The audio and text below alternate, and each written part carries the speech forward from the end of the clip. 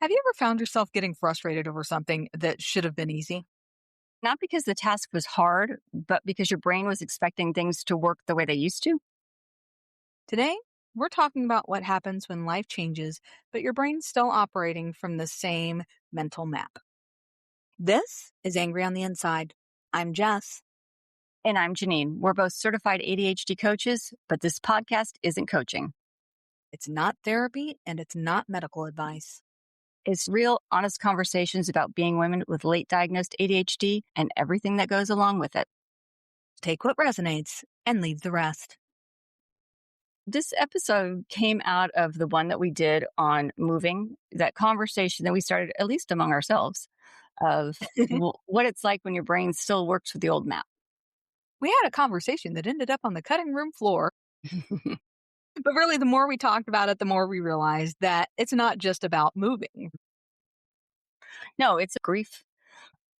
There are so many triggers that can back these major transitions. Divorce, losing the person you love, becoming an empty nester, being diagnosed with ADHD at 40 or 50, and just suddenly realizing the life you've been living doesn't fit you anymore.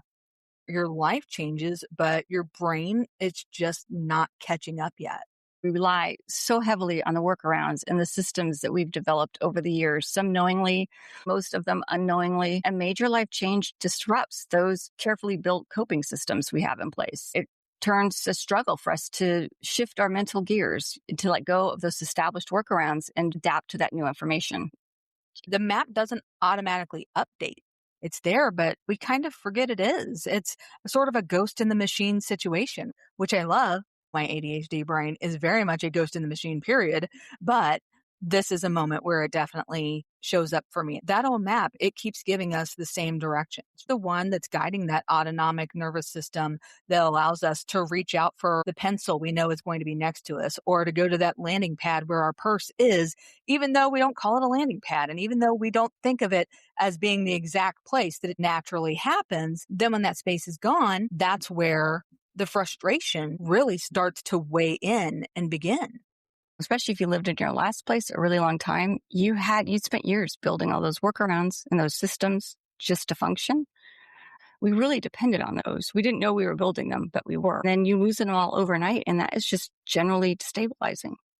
Right now, this is the part that is surprising me most. I've gone from a rental home to a Airbnb to another Airbnb, all within the span of 3.5 months. My brain has had enough of it. Until now, I knew there were systems that I had in place, and I knew I would get frustrated when I moved and I would get overwhelmed. But I never realized how many systems I truly had built out until I've had to restart it over and over again. I would say it's like Groundhog Day, but it's not, because I'm not retaining anything and the freaking environment is changing. So it's like I'm so screwed. It's like I grabbed my purse of life and just shook it out on the frickin' floor. You think you're just existing, but really you're creating hundreds of tiny supports that just help your ADHD brain function. Maybe your keys always go into the same bowl, or the coffee maker has to be positioned exactly where you can see it. The calendar's on a specific place in the kitchen. You mentioned the landing pad. And I remember reading about that, like, you should have a landing pad, and realizing, oh, well, my purse is always in the same place all the time. I don't lose my keys because my keys are in my purse, and my purse is always in the same place. And then it was an example of those things that we build ourselves. We don't even know we're doing it. I didn't need someone to tell me about a launching pad because I secretly figured it out by myself. And then I think, damn, I'm smart. You are freaking smart. You've trained yourself to put things in specific places, because if you don't, they disappear into the other dimension. They automatically go into that ADHD multiverse to never be seen again. From what you were saying, one of the best things that ever happened in my life was purchasing a car that I just had to have the key with me for it to start. That invention, if it wasn't made by someone who is neurodiverse, it was made for all of us who are neurodiverse. That sucker sits in a zipped pocket in my purse. I never take it out. I only know if I have that giant bag stuck to me somehow that my car is going to start. And if my car doesn't start, that means I left that giant ass bag in the house, and I'm really hoping I didn't lock myself out. Right now it's the Airbnb, but you get my scene. You know where I'm running to. But now I feel like you just called me out, because that is actually why I never lose my car keys. because I just have car keys in my purse. I don't actually have to like find them, look for them. Thanks, Jess. I felt like I was being really, yeah. Whoever invented that is probably one of our tribe. And thank you very much for doing that. Training ourselves to put things in specific places. The way this shows up is when people will say, I just like my things a certain way. Like Yes. Yeah. when you try to like clean up for somebody or you move something around and then they flip the fuck out. I like my things a certain way. Or you'll explain to a person like that. Oh, it's okay. She just likes her things a certain way. That's because you have a trained space where your stuff goes. If people try to put their shit there or try to move your stuff, as George Carlin would say, some shit's going to blow up.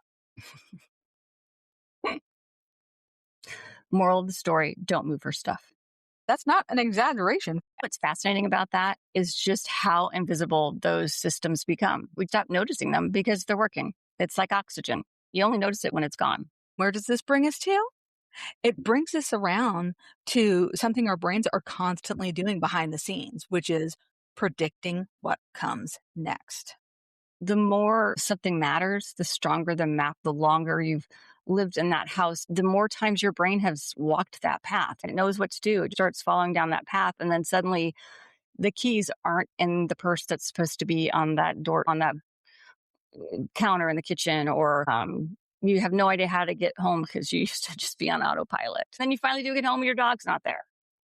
And that's how grief can linger. Do you have to let it linger? Ooh, so we can do the cranberries at the end of this. Yeah. God, I love the cranberries. Yes. But anyway, not because we're doing something wrong, but because those neural pathways were built over years, sometimes decades, and they don't go away overnight. Sometimes the old one still pops up. You should, in convenient times, it seems. Right? It's not just emotional, it shows up physically also. Our brain always fills in things. It always wants to know answers. And so part of grief is your brain going, I come into my house and my husband's going to be sitting in that chair and they're not there. That sentence captures grief because grief isn't just sadness. It's expectation colliding with reality. Yeah. Your brain predicts what's supposed to happen next. Think about it. It does it constantly all day long. And when you walk into a room and your brain, it already has an expectation of what should be there, who should be there, and they're not, then your brain's lost. Because those neural pathways are literally set in cement. You know, it's filling in the blanks before you even consciously think about it. It's like we're literally trying to put a square peg into a round hole, but that's all our brain knows what to do because we're referring to the outdated neural map. And those neural pathways are there. They are solid, they are set, and they aren't going anywhere for a while. That's a really efficient system. If our brains had to process every piece of information from scratch, every second of every day, we'd be exhausted. Our ADHD brains are already exhausted. We are already running on a deficit, not a deficit of intelligence or information by any means, but we're fucking tired. So the brain creates shortcuts, patterns, predictions, and most of the time it's incredibly helpful until life changes. I love that you found this idea and perspective about grief and that we can talk about it because it really is. I would not have recognized my emotions about reaching into the same drawer and not finding the silverware. I would not have associated that with grief. But as it goes on and as it sort of like all these basic tasks elude me, that's really what it is. It's making me sad. What was the name of that book again, Jeannine? I was going to talk about it because I didn't want people to think you're the only one who reads. I read too, huh? No, but no, I found this book a couple of years ago and it's called The Grieving Brain. It's by Mary Frances O'Connor, a PhD from the University of Arizona. Go Wildcats. She is a neuropsychologist and it really is about, it's just a fascinating look at our brains and that everything's wired and it has its predictions, its expectations. I think her husband died. She talks a lot about death, of the walking into the room, or you hear people talk about, I keep thinking my wife's going to walk in the door, or I'm going to pick up the phone and they'll be there. If it's just your brain is like, this is what happens. It's already wired in, but now it has to change it. And so it's not just the sadness of it, but your brain literally has to relearn that, no, that person's not going to come back anymore, which God, that's so sad and depressing. But you can see it just is how it can hang you up. ADHD brains struggle with this more than neurotypical brains, which I know is shocking, right? How many times did I see something in the corner of my eye and that's Bear? Something on the floor, that's Bear. Well, Bear has been passed away 8 years ago. It's my brain still sees a shadow or something when I'm like, oh, that's Bear. Because your brain is, and I'm not articulating it well enough, but it was one of those things, especially with how you and I've been learning so much about the brain, that it was like, it makes total sense. We doubt ourselves sometimes. We immediately kind of go to, is my mind playing tricks on me? But every single person who's lost a pet understands what you're saying just immediately. It resonates. Because it still happens. I mean, not as often. What gets me most, I don't even live in the same house. Like, Bear's never lived in the house that I'm in now, but I swear sometimes I can still catch him out of the corner of my eye. They say with grief is you never really get over it. You just learn to live with it. It just becomes a part of who you are. You get the waves of grief, the cycle through grief, but your brain will eventually start to rewire itself. And I think it becomes easier or less painful. You can almost kind of laugh at yourself at that point. Like, oh my gosh, why do I think Bear's still going to be there? He's been gone for 8 years and he's never lived in this house. Maybe his ghost found us. Maybe that's it. No, It might be. Though I do totally want to go to a pet psychic, and I know you do too. I know my ex has Bear's ashes. I'm asking for those back. Good. That was too nice. I want Bear's ashes. Damn it. I do know it is sad. I know that it sounds sad. It's a solid book with the way you're describing it. Sounds like our heart understands one thing and our brain is still latching on to another thing. What's interesting is how often are we told, like, stop being so emotional. You need to be logical. Well, it's your brain. It thinks it's being logical. Your brains, I tell you, they always betray us. I'm telling you. That's one of my pet peeves because one of the things that we all say the most is people have told us we are over emotional. You see on so many posts, TikToks, infographics, and all that. Oh, you're over emotional. Nah, maybe you're just kind of a dick. Maybe you can't handle the fact that I'm showing emotion and you don't know how to. Maybe it's the fact that I feel things and my emotions are close to the surface. And so to make yourself feel better about making me feel like shit, you're going to tell me the problem is me. We grow up and it's that stigma that's held in our head, those words that repeat to us. Yeah, revenge is a strong word, but feels like grief is having a moment in our public conversation. I've heard some people say it has to do with a pandemic and our generalized grieving as a country, as a society. But really, all the research says grief is natural. We all go through it, but the key is you have to go through it. The only way is to move through it. You can't push it out of your head. You can't deny it. All those people who are like, stop being so emotional. Well, you know what? They're the ones who are fucked in the head now because they didn't deal with that crap. That was beautiful, Jeannine. The crap part. That's what starts to happen with those old mind maps that we have. It starts to experience neural pruning.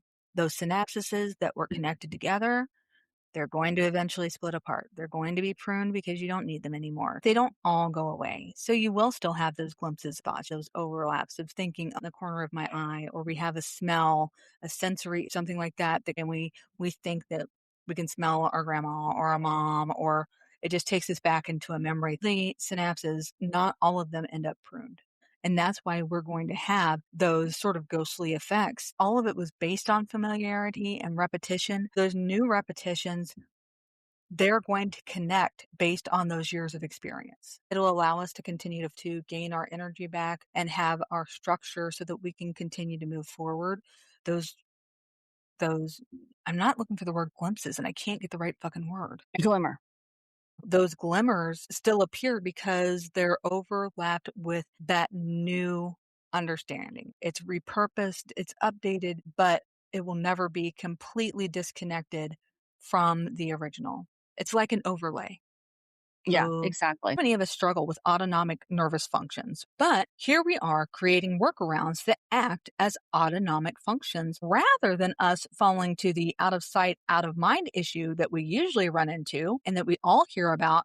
It actually becomes it's been in my line of sight for too long to realize it's there. object permanence issue. Even Mhm. though it's internal, it is object permanence because we do not realize that it affects us in the way that we do. And when we lose it, then we suddenly start that self blame. Suddenly you're freaking exhausted. You feel like you're using 10 times more energy than you would doing these basic tasks. You are no longer working with an accurate mind map. Those synapses are not connecting yet. You're still working on the old neural connections, and it's frigging exhausting.